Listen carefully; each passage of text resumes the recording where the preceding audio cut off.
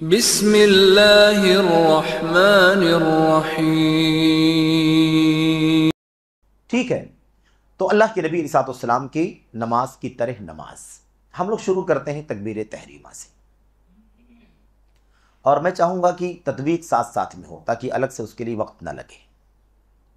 تو تطبیق کے لیے کسی کو آنا ہوگا یہاں، یا تو امام صاحب خود تشریف لائے تو بھی ٹھیک ہے، یا اور کوئی آئے، لیکن میں چاہوں گا کہ کوئی آئے تو اچھا رہے گا۔ لیکن ادھر آئیے، آپ دائیں طرف آئیے۔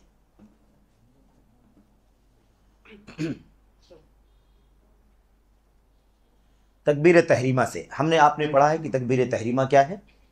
رکن ہے۔ تکبیر تحریمہ رکن ہے، کوئی مسئلہ نہیں ہے۔ آپ آئے، امام صاحب آئے تو بھی ٹھیک ہے، کوئی مسئلہ نہیں۔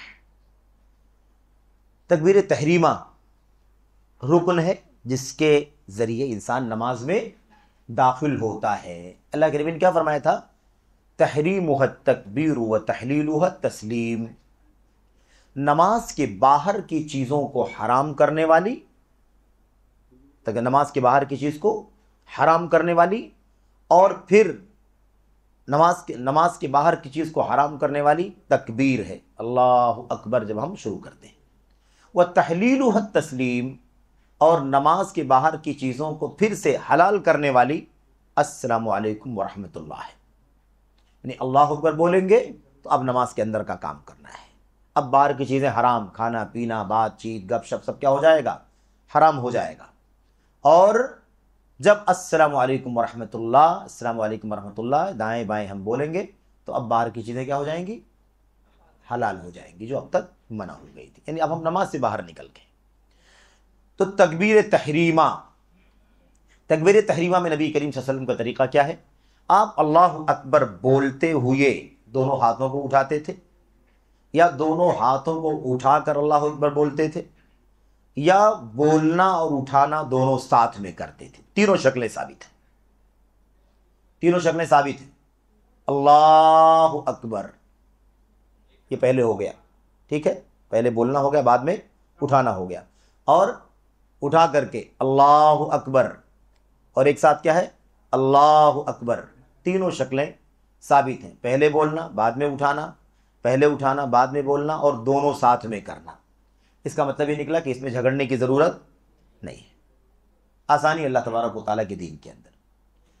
تو اب تکبیر تحریمہ کرنے کے لیے تینوں شکلیں جائز ہیں۔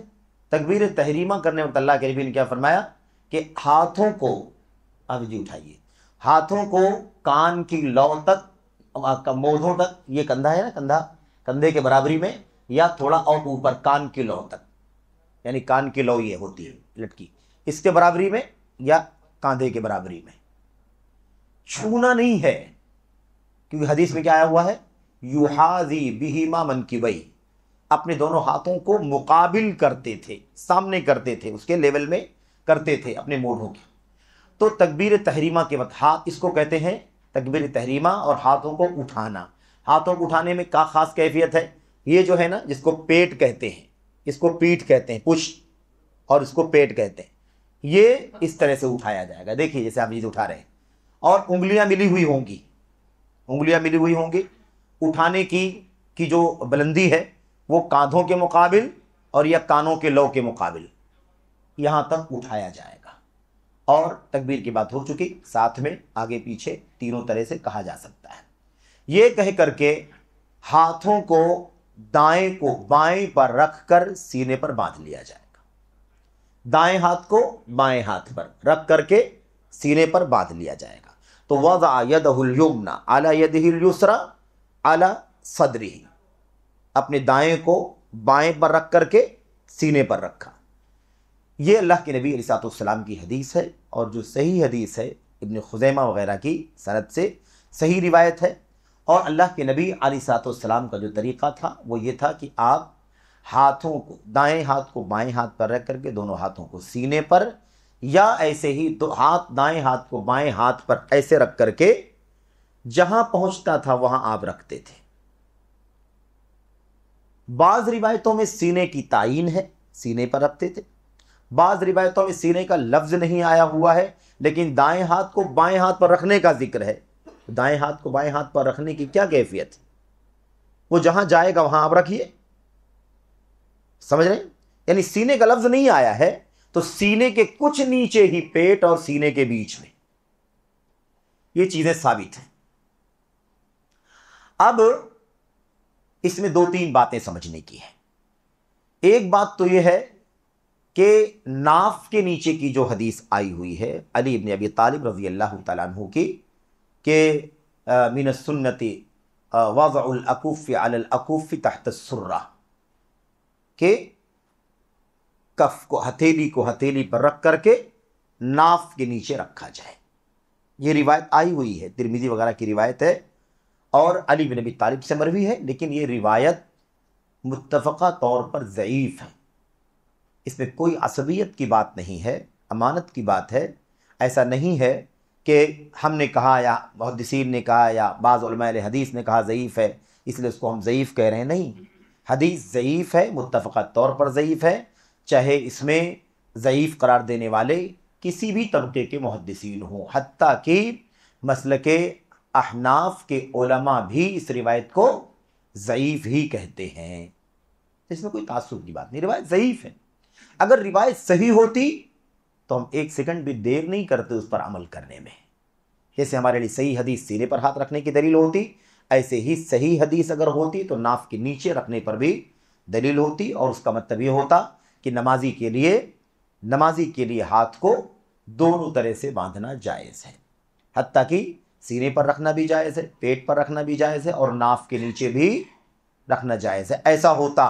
لیکن روایت چونکہ ضعیف ہے اس لیے اس پر عمل نہیں ہو سکتا، اس لیے ہم اس حدیث پر عمل نہیں کرتے ہیں۔ اب یہ ہو گئی بات، دائیں ہاتھ کو بائیں ہاتھ پر رکھ کر کے اس کو سینے پر رکھنا، یا پیٹ کے اوپر، سینے اور پیٹ کے یوں اس جہاں یہ دونوں چیزیں اکٹھا ہوتی ہیں یہاں پر رکھنا۔ یہ اللہ کے نبی علیہ السلام کی حدیثوں کا خلاصہ ہے، اور تحت السرہ، ناف کے نیچے سے متعلق جو روایت آئی ہوئی ہے اس کو محدثین نے ضعیف قرار دیا ہے، یہ بات بھی اپنے سامنے آپ رکھیں۔ اس کے بعد اب یہ پہلا کام تھا، جب ہم نے اللہ اکبر کہہ دیا تو پھر اس کے بعد اب باہر کا کوئی کام نہیں ہو سکتا، بات نہیں ہو سکتی، کھانا پینا نہیں ہو سکتا، ہنسنا مسکرانا کھلکھلانا نہیں ہو سکتا وغیرہ، اس طرح کا کوئی کام نہیں ہو سکتا۔ اضطراری چیز کا حکم الگ ہے، کوئی حادثہ ہو جائے، کوئی سانپ بچھو نکل آئے، کوئی جان کا خطرہ ہو جائے، کوئی اور معاملہ ہو جائے، الگ بات ہے، لیکن اصل یہ ہے کہ اب بقیہ چیزیں باہر کی حرام ہو گئی ہیں۔ اس کے بعد کیا کرنا ہے؟ اس کے بعد کرنا یہ ہے کہ ہمیں دعائے استفتاح سکھائی ہے نبی کریم صلی اللہ علیہ وسلم نے۔ ایک روایت، ایک رکعت ہم سمجھیں گے، بس کافی ہو جائے گا۔ تو دعائے استفتاح جس کو کہتے ہیں، جس کو ہم لوگ اپنی اردو زبان میں دعائے ثنا کے نام سے لوگ جانتے ہیں، اس سلسلے میں کئی ایک دعائیں نبی کریم صلی اللہ علیہ وسلم سے آئی ہوئی ہیں۔ مثال کے طور پر سبحانک اللہم و بحمدک وتبارک اسمک وتعالی جدک، ایسے اللہ کے نبی صلی اللہ علیہ وسلم نے فرمایا اللہم باعد بینی وبین خطایایا، جو بھی دعا آپ پڑھیں کوئی حرج کی بات نہیں ہے۔ تو دعائے استفتاح پڑھیں، دعائے استفتاح پڑھیں اور اس کے بعد سورۃ الفاتحہ کی تلاوت کریں، سورۃ الفاتحہ کی تلاوت۔ یہ بات بھی اس سے پہلے آ چکی ہے کہ قیام یہ رکن ہے، قیام کیا ہے؟ یہ رکن ہے، یعنی کھڑے ہو کر کے ہی نماز پڑھنا ہے۔ اگر قدرت نہیں ہے، طاقت نہیں ہے، کسی عذر، کوئی بیماری ہے، کوئی تکلیف ہے گھٹنے میں، ہڈی میں وغیرہ، اللہ تعالی ہم سب کو عافیت عطا فرمائے، تو ایسی صورت میں آدمی معذور ہوگا۔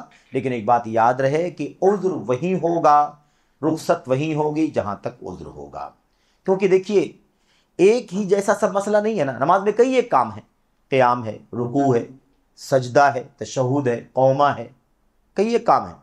تو آدمی جو کام کر سکتا ہے وہ ویسے ہی کرے جیسے کرنا ہے، اور جو کام نہیں کر سکتا ہے، تکلیف ہے، اس میں اس کے لیے رخصت ہے۔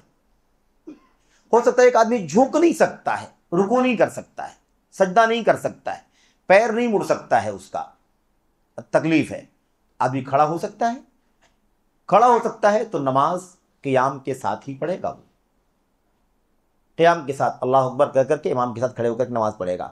اب رکوع کرنے کی نوبت آتی، رکوع نہیں کر سکتا ہے تو ٹھیک، کرسی اس کے پیچھے رکھی ہوئی ہے، اس کرسی پر وہ بیٹھ جائے، بیٹھ کر کے جتنا وہ جھک سکتا ہے اتنا جھک کر کے رکوع کرے، وہ بھی نہیں کر سکتا تو اشارے سے رکوع کرے۔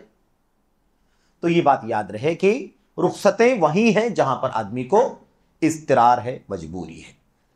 کبھی کبھی ایسا ہوتا ہے کہ ہم اس میں مطلب غفلت کا شکار ہو جاتے ہیں یا کیئر نہیں کرتے ہیں یا کبھی معلومات نہیں ہوتی ہے، کچھ بھی ہو سکتا ہے، اس طرح کا کوئی عذر ہوتا ہے کہ آدمی کو تکلیف کھڑے ہونے میں نہیں ہے، مثال کے طور پر آدمی کو رکوع کرنے میں، سجدہ کرنے میں، لیکن وہ شروع سے ہی کرسی پر بیٹھ کر کے نماز پڑھتا نہیں مناسب ہے۔ اللہ کے نبی صلی اللہ علیہ وسلم نے صلی قائما، حکم کیا ہے؟ صلی قائما، کھڑے ہو کر کے نماز پڑھو، فَإِن لَمْ تَسْتَطِعْ فَقَاعِدًا، اگر طاقت نہیں ہے تو بیٹھ کر کے پڑھو، فَإِن لَمْ تَسْتَطِعْ فَعَلَى جَنب، اگر بیٹھ کے بھی پڑھنے کی طاقت نہیں ہے فَعَلَى جَنب، تو لیٹ کر کے پڑھو۔ تو یہ مراحل، درجات ہیں، طاقت ہے تو کھڑے ہو کر کے، رکن ہے نماز ہی نہیں ہوگی، تو ایسا نہیں ہونا چاہیے، اس کا اہتمام ہونا چاہیے۔ بہرحال یہ بات اس لیے آ گئی کہ قیام سے نماز شروع ہوئی ہے اور یہ چیز شروع میں رہ گئی تھی۔ اس کے بعد دعا استفتاح ہم نے پڑھ لی۔ دعا استفتاح پڑھنے کے بعد ہمیں اب کیا کرنا ہے؟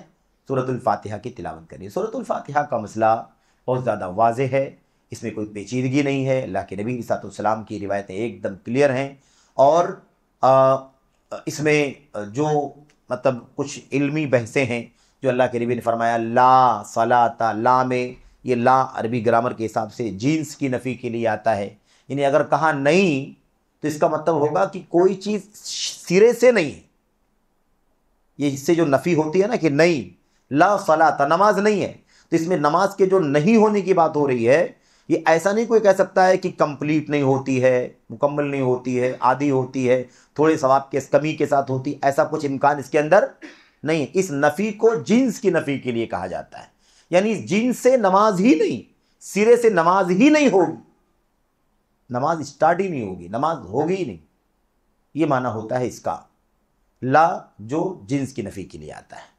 تو لا صلاۃ لمن لم یقرأ بفاتحۃ الکتاب، جو سورہ فاتحہ کے بغیر نماز پڑھتا ہے، جو نماز پڑھتا ہے سورہ فاتحہ کے بغیر اس کی نماز نہیں ہوتی، بلا استثناء، فرض ہو، نفل ہو، منفرد ہو، امام ہو، مقتدی ہو، سب کو سورہ فاتحہ پڑھنا ضروری ہے، بلکہ رکن، اور رکن ہے، واجب نہیں، اس سے بھی اوپر رکن ہے۔ تو سورۃ الفاتحہ کی تلاوت کرے، چاہے جس حالت میں ہو، امام ہو، مقتدی ہو، منفرد ہو۔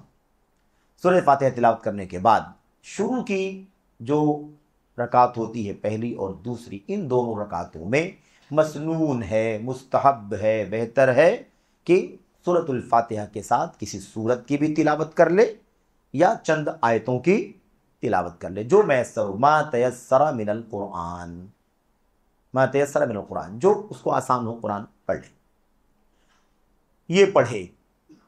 جہری نمازیں ہوں، منفرد نماز پڑھ رہا ہے وہ تو جہری کو جہری پڑھنا چاہیے، سری کو سری پڑھنا چاہیے، لیکن اگر چاہے تو سری اور جہری میں کوئی بات نہیں ہے، دونوں حالت میں سری پڑھ سکتا ہے وہ، یہ مستحب ہے، افضل بہتر یہی ہے کہ جو جیسی ہے ویسے پڑھی جائے، تو سری ہے اسے سری پڑھا جائے اور جہری ہے اسے جہری پڑھا جائے۔ اچھا، اب سورۃ الفاتحہ اور سورت کی تلاوت ہو گئی، اس کے بعد اب دوسرا کام ہے، دوسرا تنقل ہے، یعنی حرکت ہے، دوسرے مرحلے میں ہمیں داخل ہونا ہے، وہ ہے رکوع کا۔